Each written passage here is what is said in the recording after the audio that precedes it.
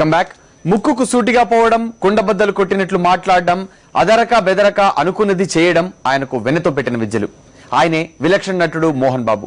వైఎస్ఆర్ కాంగ్రెస్ అధినేత వైఎస్ జగన్మోహన్ రెడ్డి సాధించిన ఘన విజయాన్ని ఆయన అభినందిస్తున్నారు. ఈ నేపథ్యంలో ఆయన మనసులో మాట ఏమిటో ఆయన అడిగి తెలుసుకుందాం. సార్ నమస్తే. సార్ నమస్కారం అండి. సార్, జగన్మోహన్ రెడ్డి ఆయన తల్లి విజయమ్మ ఇద్దరు రికార్డు స్థాయి మెజార్టీతో గెలవడం చూసి మీకేమనిపించింది? మాటలు రావడం లేదు, ఒళ్ళు పులకరించింది. మా పెదబాబు గారు అంటే రాజశేఖర రెడ్డి గారు, ఆయన ఆశీస్సులు ఉండబట్టే గెలిచారు. నెంబర్ 1 బిడ్డకును సిస్టర్ విజయలక్ష్మికి ప్రజలకు చేసిన మేలు ఆ ప్రజలు మర్చిపోలేదు కాబట్టి వాళ్ళందరూ ఆశీస్సులతో అది ఓటు రూపంలో వాళ్ళు బావగారికి రుణం తీర్చుకున్నారు. ఇది అత్యద్భుతమైనటువంటి విజయం. ఇక్కడ అందరూ తెలుసుకోవాల్సిన విషయం ఏంటంటే, భారతంలో అర్జునుడు మన అభిమన్యుడు లోపలికి వెళ్ళడమే విద్య నేర్చుకున్నాడు. లోపలికి వెళ్ళిన తర్వాత దుష్ట చతుష్టయం అందరూ చేరి అతన్ని మట్టుబెట్టాలనుకున్నారు. అది భారతం. బయట రావడం తెలియలేదు అభిమన్యుడికి. కానీ ఇక్కడ నా మేనల్లుడు జగన్కి అభిమన్యుడి కంటే మించిన వీరత్వం ఉంది కాబట్టి లోపలికి వెళ్ళగలిగాడు. ఆ లోపల నుంచి బయటికి రాగలిగిన శక్తి ఆ భగవంతుడు ఇచ్చాడు బాబా. నిజమైన హీరో, రియల్ హీరో. ఉన్నదన్నట్టు మాట్లాడి ఎదిరించి తనకు జరిగిన అన్యాయానికి ఢీకొని బెదరకుండా, వెనుతిరిగి చూడకుండా, దేనికి భయపడకుండా అతను విజయాన్ని సాధించాడు. ఇది బావగారి ఆశీస్సులే. అసలు భారతదేశమే గర్వించదగినటువంటి విషయం. అంటే ఎందుకు భయపడాలి, ఎందుకు తలవంచాలి అని సాధించాడు విజయాన్ని. ఇక దీనికి పదాలే లేవు. The hats up. అది బావగారికి ఈ క్రెడిట్ పోతుంది. రాజశేఖర్ గారు సార్, వారిద్దరూ ఇంతటి విజయాన్ని సాధిస్తారని మీరు ఊహించారా? అలాగే జగన్మోహన్ రెడ్డి విజయంలో గ్రాండ్ సక్సెస్ కు కారణం ఏమని అనుకుంటున్నారు? కారణం నేను ఊహించిందేనండి. ఇది అసత్యం కాదు. ఊహించకపోతే నేను ఇప్పుడు ఫోన్ చేసేవాడిని కాదు. నేను అనుకున్నది ఏంటంటే ఒక 2,50,000 మెజారిటీ వస్తుంది అని నేను ఒక పన్ను కూడా కట్టాను ఒక చోట. బట్ నాకు డబ్బులు వచ్చాయనుకోండి. కాకపోతే ఇది అనూహ్యం. ఇంత వస్తుందని ఎక్స్పెక్ట్ చేయలేదు. నేను ఒక 2,50,000 వస్తుందని మాత్రం ఎక్స్పెక్ట్ చేశాను. 5 లక్షలు వస్తుందని చెప్తే అది అసత్యం అవుతుంది. ఇది కేవలం ఒకటే నిజాన్ని తెలుసుకోవాలండి. గతాన్ని మరిచిన మనుషులు చితి మీద పెర్చబడ్డ శవాలు. అంటే బావగారు ఎవరెవరికి సహాయం చేశారో వాళ్ళందరూ ఎంతమంది సహాయం పొందారో వాళ్ళందరినీ చాలా మంది నాకు తెలుసు. 90% తెలుసు, 100% తెలియకపోయినా. ఆ 90%లో దాదాపు ఎక్కువ శాతం బాబు అపజయాన్ని కోరుకున్నారు. ఇది ఎంత అసహ్యమో. అందుకే నేను అంటూ ఉంటాను, గతాన్ని మరిచిన మనుషులు చితి మీద పెర్చబడ్డ శవాలు అని. ఆయన సహాయం అనామకులకి, పేద ప్రజలకు ఓకే, ప్రజల గురించి నేను మాట్లాడలా. ఎంతో మంది లబ్ధి పొందారు. అది కొంతమంది ఎమ్మెల్యేలు కానీ, కొంతమంది ఎంపీలు కానీ, అసలు అడ్రస్ తెలియని వాళ్లకు ఎమ్మెల్యేలు సీట్లు ఇచ్చి, ఎంపీలు సీట్లు ఇచ్చి, మంత్రుల పదవులు కొంతమందికి ఇచ్చి ఎంతో ఉన్నత స్థానానికి చేస్తే వాళ్లే వెన్నుపోటు పొడిచారు.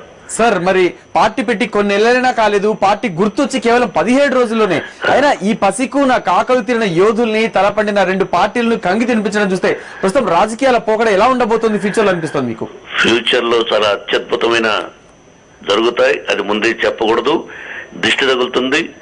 హోల్ హార్టెడ్లీ బాబా ఆశీస్సులు, ఆ వెంకటేశ్వర ఆశీస్సులు, శ్రీ కాళహస్తీశ్వరుని ఆశీస్సులు, కాణిపాక వినాయకుని ఆశీస్సులు, అందరి ఆశీస్సులు, అన్నిటికంటే మించి పైన మా పెదబాబు గారు రాజశేఖర రెడ్డి గారి ఆశీస్సులు ఆయనకు ఉన్నాయి కాబట్టి బాబు విజయాన్ని సాధిస్తాడు.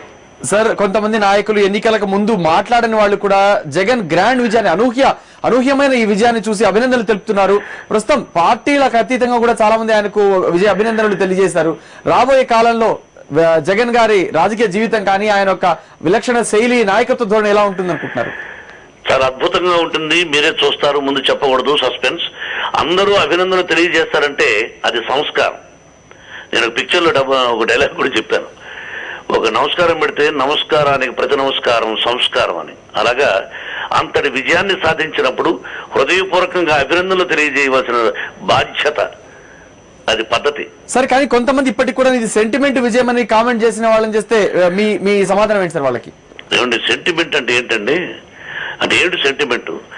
బాబా గారు మంచి పనులు చేశారు, రాజశేఖర రెడ్డి గారు మంచి పనులు రైతులకు నిజంగా చేశారు కాదని చెప్పగలరా? ఎన్నో ఏరియాల్లో కొన్ని పోయి చూస్తే ఇప్పటికే ఆయన ఫోటోలు పెట్టుకున్నారు. ఇది అసత్యం కాదు. ఆయన నాకు బంధువు అయ్యారని చెప్పడం కాదు, బంధువు కాకముందే ఆయన అభినందించాను. ఆయన మంచితనాన్ని, ఆయన చేస్తున్న మంచి పనుల్ని ఆ రోజే చెప్పాను. నేను ఏ పార్టీకి సంబంధించిన వాడిని కాకపోయినా హీ డిడ్ వండర్ఫుల్ గా పేద ప్రజలకు ఎంతో చేశాడు. ఇది అసత్యం కాదు, ఇది సత్యం. రైతులను మర్చిపోలేదు అతను. ఇది వాస్తవం. వాస్తవాన్ని ఒప్పుకోకపోతే అది అసమర్థత అవుతుంది, తెలివి తక్కువ అవుతుంది.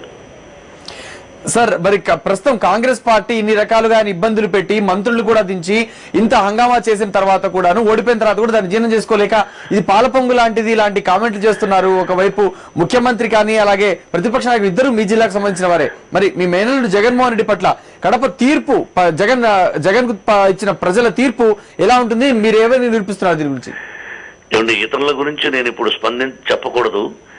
ఓర్వలేనితనం ఉంటుంది. సహజంగా ఏంటంటే ఒక సినిమా హిట్ అయితే పక్క హీరో కొంతమందికి ఇష్టం ఉండదు. హిట్ విజయం సాధించాలి. ఆ విజయాన్ని సాధించినప్పుడు అందరూ ఏకగ్రీవంగా ఒప్పుకోవాలి. ఒప్పుకోకపోతే తప్పు. ఇక దాని గురించి తప్పుల గురించి ఎందుకు? విజయం సాధించేశాడు బిడ్డ, దట్ ఇస్ ఎనఫ్.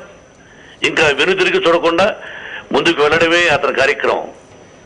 సార్, పూర్తిగా ఎన్నికల హంగామా నడిచింది నిన్నటి దాకా, కానీ అంతకు ముందే ప్రకటించేశారు రేపటి నుంచి రైతుల కోసం మినిమం సపోర్ట్ మద్దతు ధర కోసం రేపటి నుంచి 48 గంటల పాటు దీక్ష చేస్తున్నారు జగన్. దీని గురించి ఏమంటారు సార్?